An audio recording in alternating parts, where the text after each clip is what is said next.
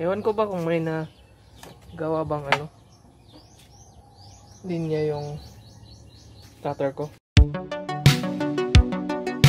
Magandang araw sa lahat and welcome back to GC Catalan Vlogs. At ngayong araw na to guys, sasamahan nyo akong magkumpuni ng sirang acrylic plastic aquarium.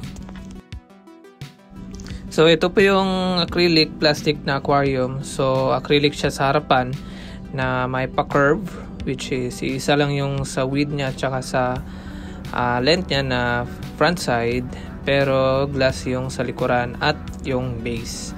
So sa nakita nyo is talagang basag yung sa likod at saka dun sa ilalim na part, which is yung glass malamang. So talagang nabasag yung sa likuran, pero dito sa may harapan is acrylic, kaya hindi to basta-basta mababasag.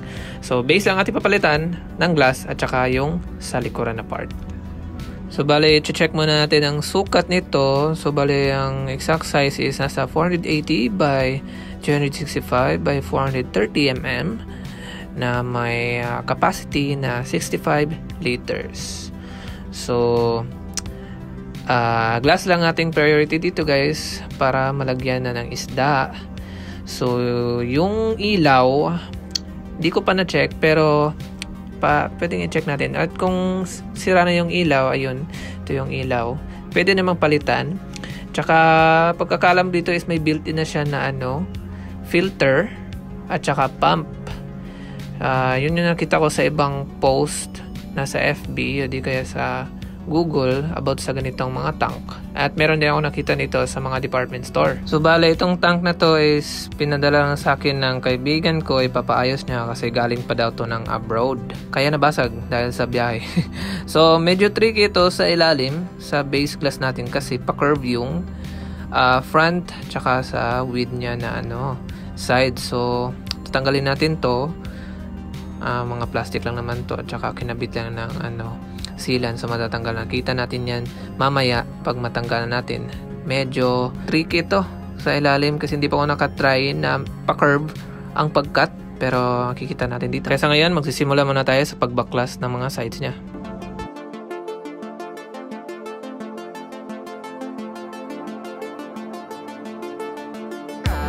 So natanggal ko na yung bracket sa ilalim, ayun. So tignan natin, ayan, pa-curve talaga yung edge, at saka dito sa front is pa-curve siya konti, may pagka-arc shape. So first time kong magpalit ng ganitong side na may pa-curve. So gagawa natin yung paraan kung paano nga ba. So ngayon tatanggalin din natin tong bracket dito sa likuran, at saka susukatan natin ng glass. Ayun, may glass tayo doon. Susukatan natin yung sa ilalim at saka natin ididikit. Pero sa ngayon is tatanggalin muna natin yung mga sealant para matanggal natin yung glass na nakadikit pa. At kapag natanggal na natin ang glass na to na papalitan natin pala is tsaka tayo magsusukat ng glass na ipapalit. Kasi usually nagsusukat ako ng glass pa straight, hindi pa ako nakapag-try na magsukat na pa-curve. So ngayon is tatanggal na natin ang sealant. So ngayon is tatanggalin na natin itong basag na glass. So gagamit tayo ng cutter blade o di kaya mas manipis na blade, which is yung shaving blade. Asan ba yun? Ito. Kasi mas manipis siya, mas madali na siyang may insert in between. Ganyan. Just like my previous tutorial, ganyan din natin gagawin dito. Pero magdahan-dahan lang tayo, baka tumalsik, mabali o mabasag lalo ang glass. So eto na, dahan-dahanin na lang natin. Pero usually talaga itong cutter blade is hindi may insert, at wag natin ipupush kasi mas didiscrasya tayo kung mababasag itong isang side pa ng glass. So gamitin na natin yung mas manipis na blade.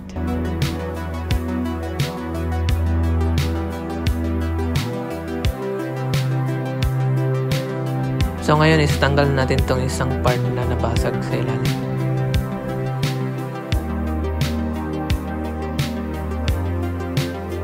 So ngayon is tanggal ko na yung mga glass na basag sa ilalim, at ngayon is may papalit tayo na glass. Ito, medyo may basag na siya na part, pero magagamit pa natin to. Tatanggalin na natin yung basag na part at ito ang ating ipapalit. So susukatan na natin ng glass. Ito na glass, brown glass lang to, okay lang naman basta sa ilalim siya, hindi naman siya maka-affect sa pag view natin sa isda. So ngayon is ayan, susukatan na natin. At bago natin siya i-cut,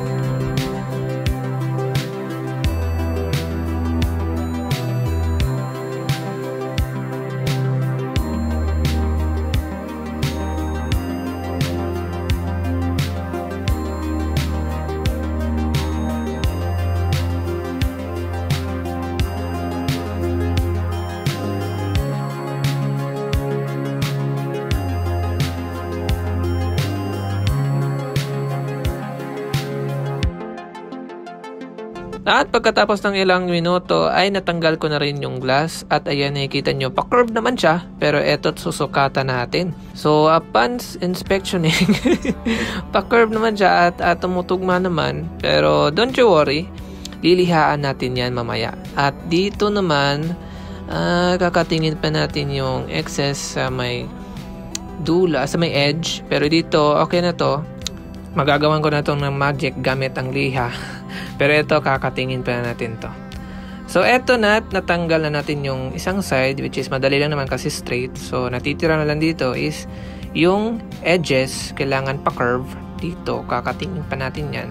Tsaka dito sa kabila para mag-fit yung bracket. So ang gagamitin natin dito guys para matanggal niyan is yung ano tawag dito? Pliers. Kasi medyo kapos tayo sa mga gamit, so gagamitin na natin kung ano ang meron tayo. So eto, na-cut na natin pero hindi pa talaga talagang pakurba, pero ngayon is kakagatan na natin ng pliers, unti-untiin lang natin. Mas maganda sana pag may grinder tayo pero wala tayo. So ito ng pliers ang ating pagtsatsagaan. Unti-unti lang hanggang sa mag-curve, pati doon sa kabila. Pero ingat-ingat lang, baka matalsikan ang inyong mata sa maliliit na bubog galing sa glass na ito. At gayon din sa kabila. So ngayon is natapos na. Niliha ko na konti para mag-curve talaga, pero kulang pa siya. Pero pwede na yan. Susukatan na lang natin dun sa plastic na bracket na ating tinanggal kanina. Ayun. So bago ang lahat is lilihaan muna natin ang ating kinat.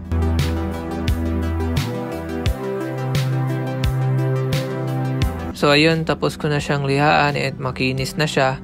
So susubukan natin isukat dito sa kanyang bracket na plastic na ating tinanggal kanina. So far, ayan, nagkasya lang naman, pero may excess pa tayo sa dulo at kakatingin pa natin yan. At secure lang natin yun sa front at pa-curve na edges sa both side. So ngayon, dito is natanggalan ko na yung basag na glass sa likuran at saka tinanggal ko na yung takip. So ngayon is susukatan natin ng glass sa may likod na part. At ang ating gagamitin na glass is clear na. And ito na glass na yun. Susukatan natin bago natin i-cut. At saka ikakabit na natin.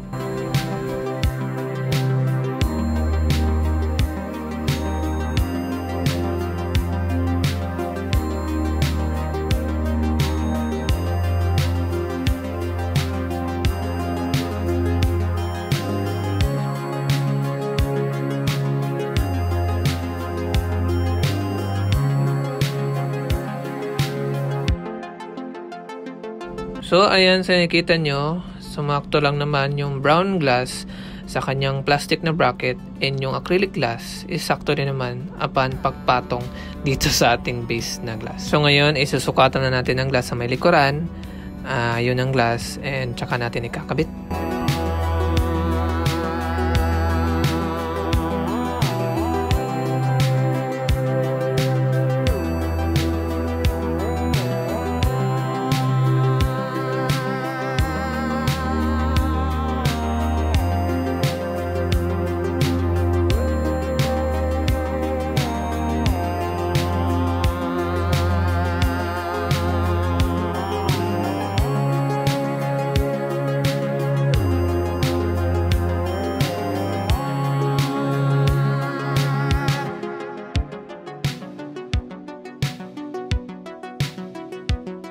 So ayan guys, upside down nga pala to. So ito yung sa ilalim, tsaka ito yung sa may likuran, at sinukat ko lang, hindi ko pa yan nalagyan ng sealant.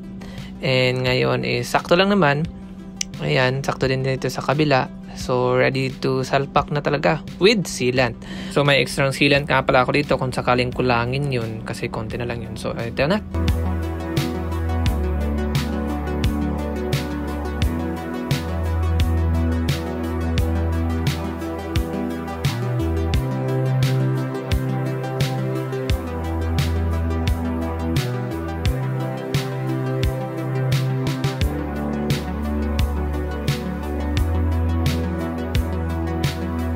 So ngayon, naisalpak ko na, medyo mas madali siya ikabit pag upside down, lalo na yung base ang ating ikakabit. So We just let it dry for a couple of hours. Ikakabit din natin yung bracket pagkatapos niyang matuyo. At testing na natin kung may leak nga ba or wala. Siyempre, ilalagay din natin yung plastic bracket ito sa gilid sa may likuran na part. Ito. So, tinanggal ko pala to kanina, hindi ko napakita sa inyo. So, ibabalik din natin yung maya-maya. Pero tatanggalin natin yung excess na sealant sa may edges nito bago natin ikabit yung bracket. Siyempre, bago ang lahat, ilalagyan din natin ng sealant sa edges sa loob ng tank nito bago tayo magkabit ng bracket sa labas. Pero syempre, bago tayo magkabit o maglagay ng sealant, tatanggalin muna natin yung excess na sealant sa loob at saka sa edges sa labas.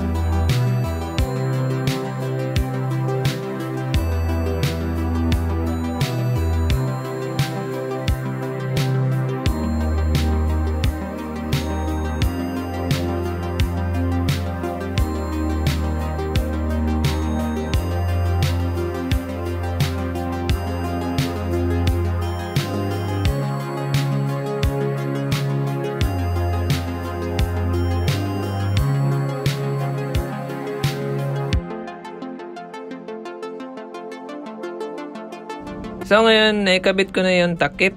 Clip lang naman siya, kaya madali lang ikabit. Ito testing muna natin bago natin ipakuha sa may-ari. And hopefully makakuha tayo ng clip pag na-setup niya to sa kanilang bahay. So maraming salamat sa panonood, and sana ay may natutunan kayo tungkol sa ating tutorial ngayon kung paano magpalit, magayos ng sirang glass sa acrylic plastic na aquarium na ito. At kung bago ka lang sa channel ko, bago natin to tapusin, is namimigay ulit ako ng mga free isda. So ngayon is pamimigay natin for free nang hindi na ipaparaffle. Kasi nung una nagpaparaffle tayo dito sa ating YouTube channel. Pero ngayon is pamimigay natin for free lahat-lahat nang makapag-comment sa ating FB page. May pinost ako doon na freebies. Mag-comment lang kayo doon and pamimigay ko na for free. So maraming salamat sa panonood and see you guys on our next tutorial.